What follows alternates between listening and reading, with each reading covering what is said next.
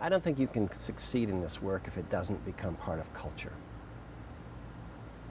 I think that, you know, and culture is expressed largely through art. I think that the things we care about as a people, locally, nationally, internationally, you know, is expressed essentially in, you know, not the number of white papers, the number of lawsuits, or the number of public works projects. It's really expressed in, you know, in culture, and you actually work for or fight for those things you care about. Back when I was on the advocacy side, if you will, you know, at the Coalition to Restore Coastal Louisiana, one of the first things I had to learn was that it was great to get your story on the 6 o'clock news. It was really good if you get on the 6 o'clock news 2 days in a row. But nobody stays on the 6 o'clock news for very long. And you can begrudge that. And I know people who think that we have been forgotten after Katrina, or after, you know, BP, or after this, or after that.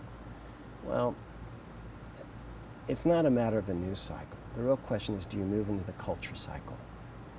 You know, are people writing plays, writing songs, making movies, painting pictures?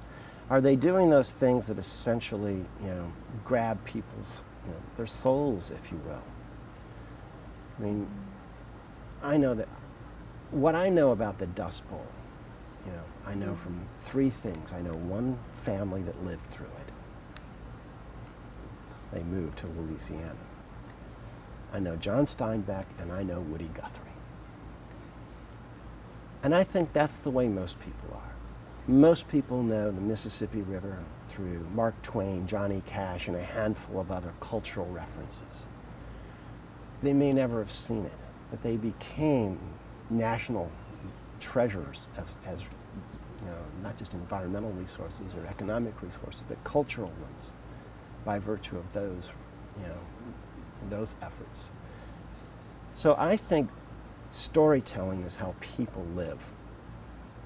And I think storytelling is fundamental today as it ever was. We just tell it differently in different media.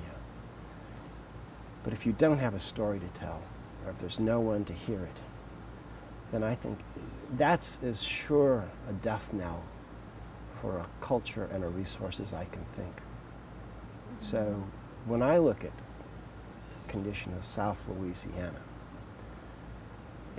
we're up against some tough odds. But quite frankly, I feel fairly optimistic that we're going to give ourselves a decent shot at it.